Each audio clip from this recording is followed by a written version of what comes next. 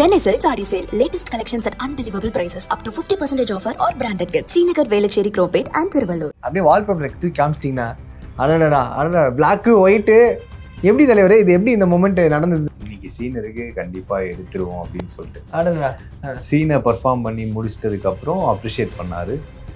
நல்லா பண்றீங்க, ரொம்ப நேச்சுரலா பண்றீங்க அப்படின்னாரு. நான் பண்ணி முடிச்சதுக்கப்புறம் பார்த்தோன்னே தலைவா தேங்க்யூன்னு சொல்லிட்டு நான் எவ்வளோ தலைவர்கள் என் தலைவர் மேலே இருக்க லவ் என்ன பக்தி என்ன எல்லாத்தையுமே சொல்லியாச்சு. அவங்க ரெண்டு பேரையுமே வந்துட்டு முடிச்சு விட்டுருங்கடா அப்படின்ற மாதிரி ரிவ்யூவர்ஸோட இதுவே வந்து எப்போ ஸ்பூஃப் ஆச்சுன்னு எனக்கு தெரில. எல்லாருமே வந்து ரொம்ப ரிவ்யூவே இப்போது ஒரு மாதிரி எப்படி இருக்குன்னா வந்து பர்சனல் அட்டாக்காக இருக்கட்டும், இது எதுக்காக நடக்குது, இவங்க வந்து வேணும்னு நடிக்கிறாங்களா இல்லைன்னா வந்து கவர் போல நடிக்கிறாங்களா இல்லை என்ன கதைன்றது எனக்கு சத்தியமாக தெரியல. இந்த இண்டஸ்ட்ரியே நீங்கள் கல்லை தூக்கி அடித்து காலி பண்ணிவிட்டு அதை வந்து நீங்கள் மறுபடியும் வந்து உட்காந்து அதில் ஒரு குளிர் காஞ்சி அதுலேருந்து தான் சம்பாதிச்சு இது பண்ணிடணும் அப்படின்னு சொல்லி நினச்சா எனக்கு வந்து அது தெரில. அதை நான் சொல்கிறேன், நான் பரிதாபம் தான் பண்ண முடியும். அவனை பார்த்து அவனும் ஒரு ஃபிலிம் மேக்கர் அவனும் வந்திருப்பான். காலிஷா உபேந்திரா அவருக்கு. ஆமாம் உபேந்திரா அவர் உள்ளே உட்காந்துட்டு இருக்கும்போது வந்து இன்னும் கெட் ரெடி வித் மீ பண்ணிட்டு இருக்காரு. அவ்வளோ நேரமாக விசில் அடிக்கிற வரைக்கும் அமைதியாக இருக்காப்புல. அப்புறம் கொக்கின்னு போது தான் உடச்சிட்டு வராரு. என்ன பண்ணிட்டு தான் கேட்குறாங்க. இது எங்கேருந்து இது ஃபார்ம் ஆகி வருது அப்படின்னு சொல்லி பார்த்தா இந்த மாதிரி ஒரு கமெண்ட் பண்ணுற ஒரு ரிவ்யூவர்ஸ் கிட்ட தான் இது வருது. முன்னாடி வந்து இவ்வளோ கேளிக்கையோ இவ்வளோ வன்மமோ வந்து கிடையாது. ஓகே, ரொம்ப சிம்பிளாக அதை சொல்லிட்டு போயிடுவாங்க. அப்புறம் ஆனால் what next in Kanna Ravi filmography அப்படின்னு கேட்டால் நீங்கள் என்ன சொல்லுவீங்க? எல்லா supporting roles, villains and second heroes எல்லாமே பண்ணுறது, ஸ்பெஷல் ரோல் வந்து சின்ன சின்ன கீ ரோல்ஸ் அதெல்லாமே பண்ணுறதுக்கு ரீசன் வந்து எனிடே நம்ம ஒரு ஃபுல் லென்த் ஃபிலிம் ஒன்று பண்ணணும் அப்படிங்கிறது.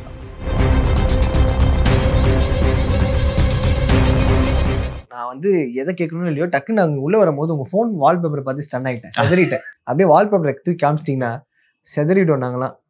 அடடா பிளாக்கு ஒயிட்டு எப்படி தலைவரே இது எப்படி இந்த மொமெண்ட் நடந்தது? தலைவரோட பிக்சர் எடுத்துக்கணுன்றது வந்து எல்லாருக்கும் இருக்கிற ஆசை. கண்டிப்பாக அந்த பிக்சர் வந்து அது எப்படியாச்சும் கிடச்சிருமான்றது ஆசை. நான் இந்த பிக்சர் எடுக்கிறதுக்கு முன்னாடி என்னன்னா கண்டிப்பாக ஃபஸ்ட்டு நாள் போனோடனே மீட் பண்ணவுடனே பிக்சர் எடுத்துக்கலாமான்றது மட்டும் இருந்துடக்கூடாது. ஒரு மொமெண்ட் வரும் என்னைக்காச்சும் வந்து தலைவர் கூட அந்த ஒரு மொமெண்ட் வரும்போது அந்த ஒரு சீன் பெர்ஃபார்ம் பண்ணிட்டு அதுக்கப்புறமா அவருக்கு ஏதோ ஒரு வகையில் நம்மளை தெரிஞ்சிருந்ததுன்னா அந்த மொமெண்ட்டுக்கு மெமரபிளாக ஒரு பிக்சர் எடுத்துப்போம் அப்படின்னு சொல்லிட்டு அந்த பிக்சர் எடுத்துகிட்டு போடுது. இந்த பிளாக் அண்ட் ஒயிட் ட்ரெஸ் எல்லாம் வந்து தலைவர் ஸ்டார்டிங்கில் வந்து இப்போ கூட சரி இந்த குர்தா ரொம்ப அவருக்கு பிடிக்கும். அவர் ரொம்ப சிம்பிளாக இந்த குர்தா ஒன்று போட்டு ஆக்சுவலாக அது சிம்பிள் அண்ட் கம்ஃபர்டபுள் ட்ரெஸ் கூட. ஸோ அந்த மாதிரி எனக்கு வந்து எனக்கும் குர்தாஸ் ரொம்ப பிடிக்கும். ஸோ ஒரு பிளாக் கலர் குர்தா ஒருத்தர் என் ஃப்ரெண்டு ஃபோட்டோகிராஃபர் சிவான் ஒருத்தர், அவர் தெரியும் எனக்கு தலைவர் பிடிக்கும், அவர் தான் கிஃப்ட் பண்ணார் அந்த குர்தாவை. ஓகே. ஸோ கண்டிப்பாக தலைவரை பார்க்க போகும்போது இந்த குர்தா தான் போட்டுட்டு போகணும் அப்படின்னு சொல்லிட்டு எடுத்து ப்ரெஸ் பண்ணிலாம் வச்சுட்டேன். அன்னைக்கு மீட் பண்ணுற அன்னைக்கு போட்டுகிட்டே போயிட்டேன். இன்னைக்கு சீன் இருக்கு கண்டிப்பாக எடுத்துருவோம் அப்படின்னு சொல்லிட்டு சீனை பர்ஃபார்ம் பண்ணி முடிச்சிட்டதுக்கப்புறம் அப்ரிஷியேட் பண்ணாரு. நல்லா பண்ணுறீங்க, ரொம்ப நேச்சுரலாக பண்ணுறீங்க அப்படின்னாரு. நான் பண்ணி முடிச்சதுக்கப்புறம் பார்த்தோன்னே தலைவா தேங்க்யூன்னு சொல்லிட்டு நான் எவ்வளோ தலைவர்கள் என் தலைவர் மேலே இருக்க லவ் என்ன பக்தி என்ன எல்லாத்தையுமே சொல்லியாச்சு. சொல்லி முடிச்சதுக்கப்புறம் அந்த ஃபோட்டோ கேட்கறதுக்கு கேட்டுருவோம் அப்படின்ற மாதிரி தான். ஆனால் என்ன தப்பாக நினச்சிக்க போகிறாருன்னா வெளியே அப்படியே ஷீன் முடிச்சுட்டு இப்படி உட்காந்துட்டு இருந்தார். இப்படி சேரில் இப்படி உட்காந்துட்டு இருந்தார். விட்டு நான் ஓடி வந்து அப்படியே அவர் கால் கிட்ட உட்காந்தேன். என்ன ஆச்சுமா அப்படின்னாரு. ஒரே ஒரு ஃபோட்டோ அப்படின்னு சொல்லி கேட்டேன். உடனே எடுத்துக்கலாம் கண்டிப்பாக முடிச்சுட்டு வந்துடுறேன் எடுத்துக்கலாம் அப்படின்னாரு. அதுக்கப்புறம் ஒரு 4 hours வெயிட் பண்ணி 4 hours மேலே வெயிட் பண்ணி முடிச்சுட்டு வந்ததுக்கப்புறம் பேக்கப் சொன்னதுக்கப்புறம் உள்ள சேஞ்ச் பண்ணிவிட்டு மேக்கப்லாம் எடுத்துகிட்டு அதுக்கப்புறம் போனேன். வாங்க. அப்போ நீங்கள் அந்த காஸ்டியூம் போடுது அதுக்கப்புறம் தான் அந்த 4 hours கேப்ல நீங்கள் அந்த படத்தில் இருக்க காஸ்டியூம் வேற, அந்த கிரீன் ஷர்ட் அது வேற. இந்த காஸ்டியூமை போட்டுட்டு போய் தான் எடுக்கணும்னு பார்த்தா உள்ள ஒயிட் அண்ட் ஒயிட் வேற போட்டிருந்தாரு. ரொம்ப வெல்கமிங்காக வந்து வாங்கினா சாரி தலைவர் ரொம்ப டயர்டாக இருப்பீங்கன்னு தெரியும், 2 minutes ஃபோட்டோ என்ன இருக்கு அதெல்லாம் ஒன்றும் இல்லை வாங்க. ஸோ இது ஃபோட்டோ மொமெண்ட். அதுதான் இந்த மொமெண்ட்டுக்கான விஷயம் அப்படின்னா என்னன்னா அதுதான் லைக் எனக்கு தலைவர் எவ்வளவு பிடிக்கும்ன்றதை வந்து நான் வெளியே இந்த படத்துல தான் நான் சொல்லவே ஆரம்பிக்கிறேன். ஆனா இதுக்கு முன்னாடி நான் வந்து எங்கேயும் ஓப்பன் பண்ணதே கிடையாது. ஏன்னா அது சொல்றதுக்கு தகுதியான படமும் இதுதான். ஏன்னா 50th year of Rajini sir film. And also எனக்கு வந்து நான் லைஃப்ல இங்க ஒரு சினிமா இவ்வளவு பிடிக்குது, ஆக்டிங் இவ்வளவு பிடிக்குதுன்னா அதுக்கு ரீசன் வந்து தலைவர் தான். நிறைய விஷயங்கள் லைஃப்ல தலைவர் பார்த்து இன்ஸ்பயர் ஆகி அந்த மாதிரி ஃபாலோ பண்ணது உண்டு. I'm great follower and believer of தலைவர். ஸோ அப்படி இருக்கும்போது நம்ம சும்மா ஜஸ்ட் லைக் தட் ஒரு ஃபேனா மட்டும் இருந்துடக்கூடாது. நம்ம வந்து கண்டிப்பாக வந்து எப்படியாச்சும் ஒரு விஷயமாச்சும் எதனா ஒன்று சாதிச்சுட்டு தான் போனோம், எதனா ஒன்றாச்சும் உருப்படியாக பண்ணிட்டு தான் போகணுன்றது தான் ஆசை. அதனால தான் தொடர்ந்து படங்கள் மட்டும் சூஸ் பண்ணி நல்ல படமாக எப்படியாச்சும் பண்ணிடணும். நல்ல படம் பண்ணால் பார்த்துட்டு கால் பண்ணுவாரு, கால் பண்ணிட்டு நம்ம படம் தலைவர் பார்த்தா அவ்வளவுதான் முடிஞ்சு போச்சு, இதுக்கப்புறம் என்ன வேணும் அப்படின்ற மாதிரி ஒண்ணு இருந்துச்சு. பட் ஆனா அவர் கூடயே நடிப்புன்றதெல்லாம் நம்ம நினைச்சு கொடுப்போம். அது வந்து காருக்குள்ள சீன்லாம் செதறிட்டோம், அந்த பார்த்து நாங்களும் என்ஜாய் பண்றோம் பரவாயில்லையே அப்படின்னு. ஓகே, இன்னொன்னு ஒரு போட்டோ இருக்கு, அதை நான் காட்டுறேன். ஆமா, இது பயங்கரமா இது பண்ணியிருந்தாங்க, அது நீங்க பார்த்தீங்கன்னா நீங்களே ஸ்டன் ஆயிடுவீங்க.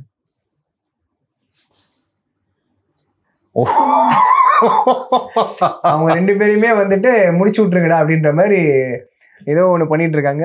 ஓகே, இது பார்க்கும்போது உங்களுக்கு என்ன தோணுது? லைக் நிறைய நெகட்டிவா ஸ்ப்ரெட் பண்ணிட்டு இருக்காங்க. நெகட்டிவ் தாண்டி இந்த மாதிரி சில கமெண்ட்ஸ்லாம் பாஸ் பண்ணும்போது how do you feel? எனக்கு ரிவ்யூவர்ஸ் இப்போ நான் யோசிச்சிருக்கேன். நான் இந்த மாதிரி ரிவ்யூன்றது ஒன்று எந்த லெவலுக்கு படத்துக்கு ஹெல்ப் பண்ணுது அப்படின்னு சொல்லிட்டு. எனக்கு ரிவ்யூ பண்ணுறவங்களை பற்றி பிரச்சனை இல்லை. There are so many reviewers. படங்களை வந்து அவங்க ரிவ்யூவர்ஸ் மூலயமா ஃபிலிம் மேக்கர்ஸ்க்கே வந்து இன்னும் நல்லா படம் எடுக்கணும் அப்படின்ற ஒன்று. அண்ட் ஆடியன்ஸ்க்கு ஒரு புரிதல் இன்னும் கிளியராகவே வந்து இந்த படத்தை இது நான் யோசிக்கவே இல்லை, இப்படி ஒன்று இருக்கா, இப்படியும் பார்க்கலாமா இந்த படத்தை அப்படின்னு சொல்லிட்டு அவ்வளோ பேஷனோட ஃபிலிம் பார்க்குறவங்க அந்த படத்தை பற்றி பேசுறது, அந்த படத்தை ரசிச்சு பேசுறது அப்படி இருந்து. இது எப்போ ரிவ்யூவர்ஸோட இதுவே வந்து எப்போ ஸ்பூஃப் ஆச்சுன்னு எனக்கு தெரியல.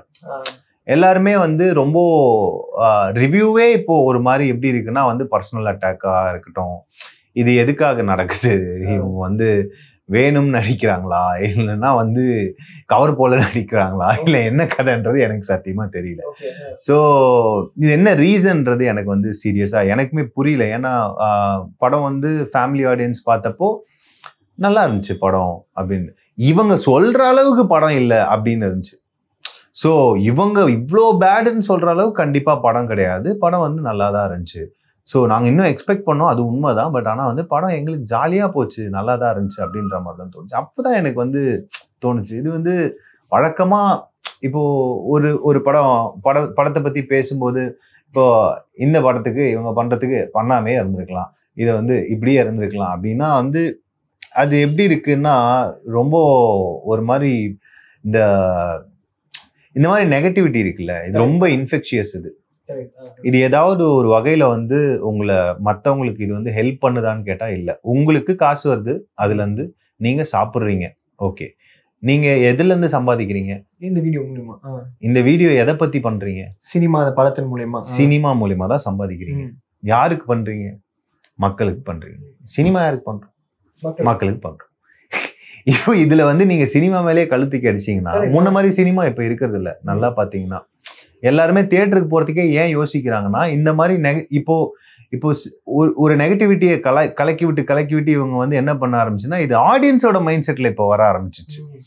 ஒரு கிராஃப்ட் இது எதையுமே பார்க்காம வந்து ஆடியன்ஸோட மைண்ட்ல வர ஆரம்பிச்சது உடனே ஆடியன்ஸுக்காக படம் எடுக்க வேண்டிய நிலைமை ஆயிடுச்சு. இப்போ இப்பெல்லாம் யோசிப்பாங்க நம்ம இப்படி பண்ணுவோம், இப்படி ஒரு கிரியேட்டிவ் ஃப்ரீடம் இல்ல, ஒரு கரெக்டா வந்து ப்ராப்பரா நம்ம யோசிச்சு ஓப்பனா ஒரு ஆடியன்ஸ் வந்து பார்ப்பாங்க அப்படின்ற ஒரு விஷயம் இல்ல. தியேட்டருக்கு வர வைக்கணும்னாலே ஒரு படம் பண்ணணும், நம்ம தியேட்டர் அவங்கள வர வைக்கிறதுக்கு ஒரு படம் பண்ணணும், அதுக்கு ஸ்டார்ஸ் வேணும். வெறும் கதை மட்டும் இருந்தா பத்தாது, ஓகேயா? இவ்வளோ ஃபேக்டர்ஸ் இருக்கு இதுக்குள்ள. சினிமா இந்த மாதிரி ஒரு இடத்துல போயிட்டு இருக்கும்போது சினிமா இண்டஸ்ட்ரி ஒண்ணுனால அந்த மியூசிக் மூலமா சினிமா ஒட்டுமொத்த மியூசிக் இண்டஸ்ட்ரி, எஃப்எம், இந்த ஷோஸ் எல்லாமே ஓடும்.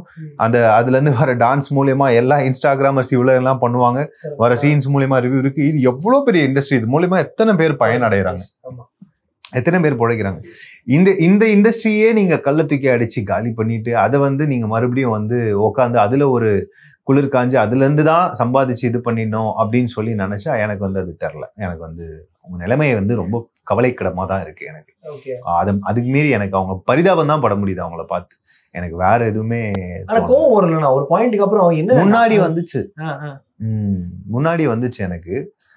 நானுமே யோசிச்சு பார்த்தேன், அவன் லைஃப் அவ்வளவுதான். அவனுக்கு அதான் நான் சொல்றேன், நான் பரிதாபம் தான் பட முடியும் அவனை பார்த்து. அவனும் ஒரு ஃபிலிம் மேக்கர் அவனும் வந்திருப்பான் மேபி. இந்த ஜோக்கர் ஆமா ஜோக்கர் மாதிரி தான். நான் நல்லது பண்ணணும் தான் வந்தேன், ஆனா நீ என்ன நல்லது பண்ண விடல, நான் உன்னை இப்ப என்ன பண்றேன் பாருன்னு இருக்கலாம். அஞ்சாத படைய நரேன் மாதிரி இருக்கலாம். ஓகே, ஸோ இப்போ நம்ம எல்லாருமே அந்த சுச்சுவேஷன் அவங்களுக்கு நம்ம எப்படி இருக்கோன்றது தெரியாது. ஆனா இதன் மூலயமா அவங்களுக்கு லைக் எதனால வருது, இது மூலயமா எப்பயுமே வந்து ரொம்ப சோஷியலி ரெஸ்பான்சிபிள் பர்சனா இருக்கிறது வந்து உங்களுக்கு நல்லது இல்லை, சொசைட்டிக்கு நல்லது. ஆக்சுவலா நீங்க நிஜமாலுமே கேர் பண்றீங்க, இந்த சொசைட்டி பத்தி கேர் பண்றீங்க, இல்ல உங்களோட ஃபியூச்சர் ஜென்ரேஷன்ஸ் பத்தி கேர் பண்றீங்க அப்படின்னா வந்து you have to be socially responsible.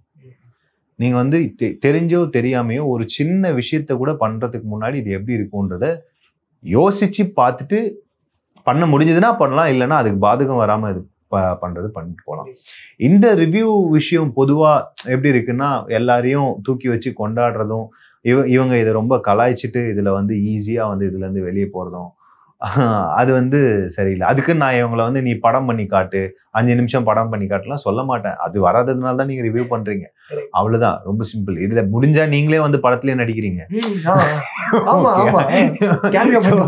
பத்தாவதுக்கு இதுல இருந்து ஒரு ஃபேம்ல இவங்களை காசு பண்றவங்க மேல எனக்கு வேற காண்டு இருக்கு, அது வேற வச்சுக்கோங்க.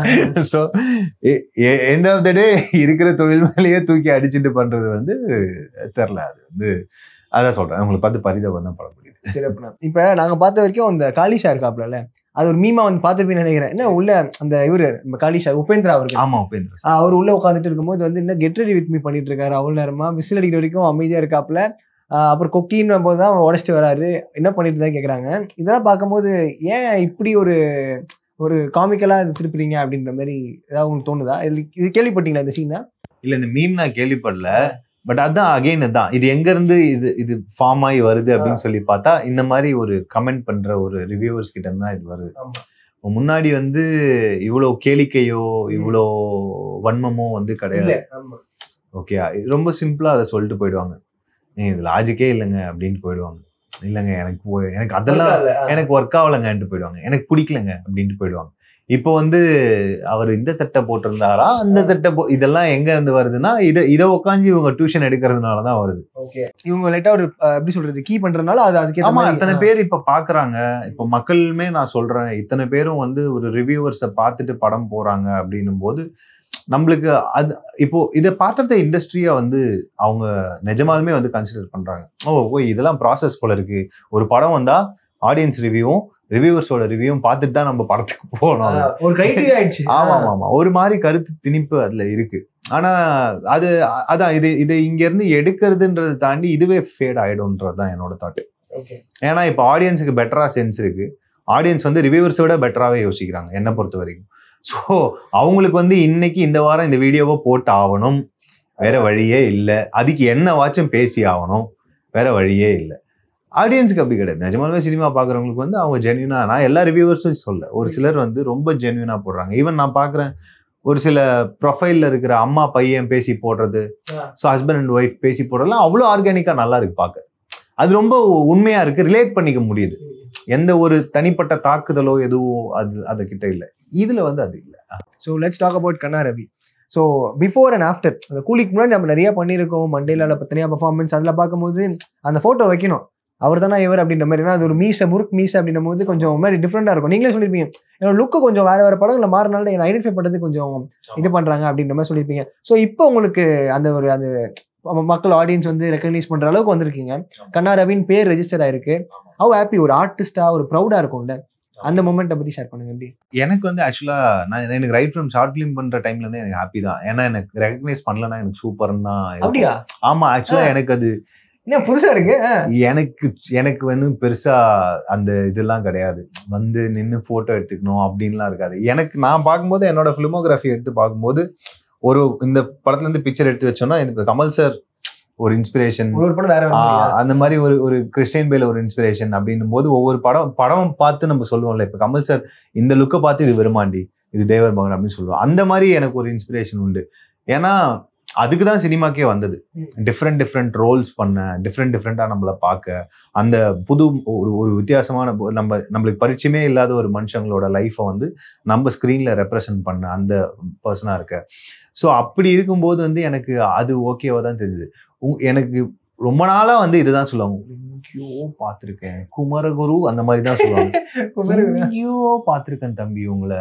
கரெக்டா நான் பண்ணாத படம் பார்த்து சொல்லுவாங்க, இதுவா அப்படின்னு சொல்லி கேட்பாங்க. உடனே ஒரு சில டைம் எனக்கு நல்ல நான் கொஞ்சம் நல்லா ஃப்ரீயா ஜாலியா இருந்தேன்னா சொல்லுவேன், இல்லைன்னா ஆமா அப்படின்ட்டு போயிடுவேன். அந்த படம் ஆமா தேங்க்ஸ் அப்படின்ட்டு போயிடுவேன். ஏன்னா எக்ஸ்பிளைன் என்னால பண்ண முடியாது, அதெல்லாம் எதுவும் பண்ண முடியாதுன்னு சொல்லிட்டு போயிடுவேன். இல்லைன்னா வந்து இன்னும் எனக்கு ஒரு மாதிரி ஜாலியா அவங்கள எனக்கு ரொம்ப பிடிச்சிச்சு, நான் ஃபன் பண்ணணும்னு நினைச்சேன்னா வந்து நீங்க எங்கேயோ பார்த்துருக்கனே உங்களை அப்படின்னு.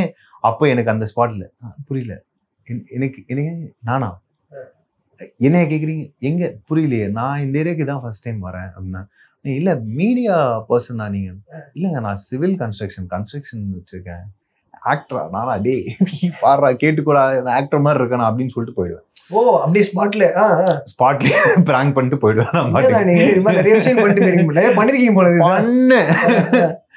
அப்புறம் யோசிப்போம், சஸ்பென்ஸ்லயே காலி அப்படின்னு. எங்கேயோ பார்த்துருக்கேன் எப்படியாவது பிடிச்சி வருவாங்க, நீங்க ஏமாத்திட்டீங்க, இன்ஸ்டாகிராம்ல வந்து மெசேஜ் போடுவாங்க, ப்ரோ இன்னைக்கு நீங்க தானே அங்க வந்தது ப்ரோ, நான் பார்த்தேன் உங்களை, நான் அந்த ஹோட்டல் கீழே பார்த்தேன், அந்த சலூன் கீழே பார்த்தேன், நீங்க தானே அப்படின்னுவாங்க. ஆமாங்க. ஏன் ஒரு வார்த்தை கூட சொல்ல, நான் போட்டோ எடுத்து, எங்க நீங்க உங்களே என்ன எங்க பார்த்தேன்னே ஞாபகம் இல்லை, எதுக்கு என் கூட போட்டோ எடுக்கிறீங்க, அது பாயிண்டே இல்லை. அது இல்லாம அந்த வெளிச்சம் யூஸ் பண்ண நினைப்பாங்க, நீங்க ப்ராப்பரா நம்ம தெரிஞ்சா நீ வந்து என்ன அப்ரோச் பண்ண அப்படின்ற மாதிரி ஒரு விஷயம் இல்ல. அதுதானே உங்களுக்கு மோட்டிவேஷனே. இப்போ வந்து நீங்க தெரியலன்னா தெரியற மாதிரி படம் பண்ணணும், அவ்வளவுதான்.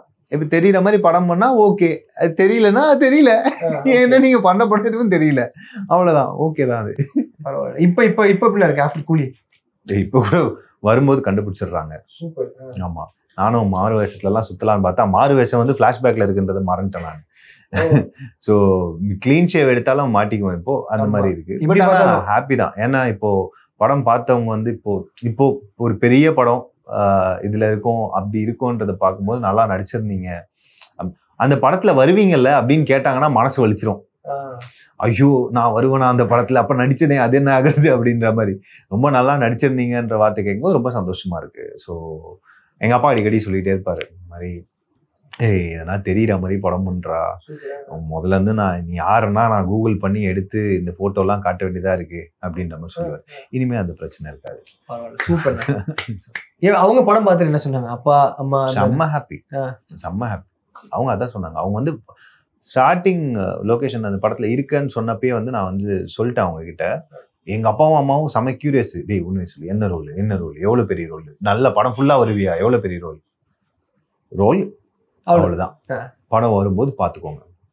ஷூட்லாம் போயிட்டு வந்தோடனே அப்புறம் எப்படி இந்த ஸ்கூலுக்குலாம் போயிட்டு வந்தோடனே கேட்பாங்களே இன்னைக்கு என்ன நடத்துறாங்க, அந்த மாதிரி எப்படி போச்சு, என்ன எப்படி யாரு தலைவர் என்ன சொன்னாரு, இவங்க என்ன லொகேஷன் என்ன சொன்னாரு அப்படின்னா, நாகார்ஜுனா சார் என்ன சொன்னாரு எல்லாமே கேட்பாங்க.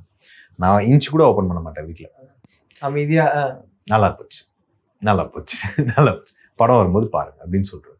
ஸோ ஒன்ஸ் அவங்களுக்கு படம் வரும்போதுமே ஐ கெப் லைக் தேர் எக்ஸ்பெக்டேஷன்ஸ் வெரி லோவர். ஒரு ரோல் இருக்கு அவ்வளவுதான், பாருங்க, பெருசா நீங்க எக்ஸ்பெக்ட் பண்ணாதீங்க அப்படின்ற. நிஜமாலுமே ஒர்க் ஆச்சுன்னா ஒர்க் ஆச்சு, ஒர்க் ஆகலைன்னா ஒர்க் ஆகல. ஆனா லொகேஷன் என்கிட்ட முன்னாடியே சொல்லிட்டாரு, பெரிய ரோல்ரா, நல்ல பேசப்படக்கூடிய ஒரு ரோல், எல்லாரும் கூடயும் காம்பினேஷன் இருக்கு, கதையில கீ ரோல் இது.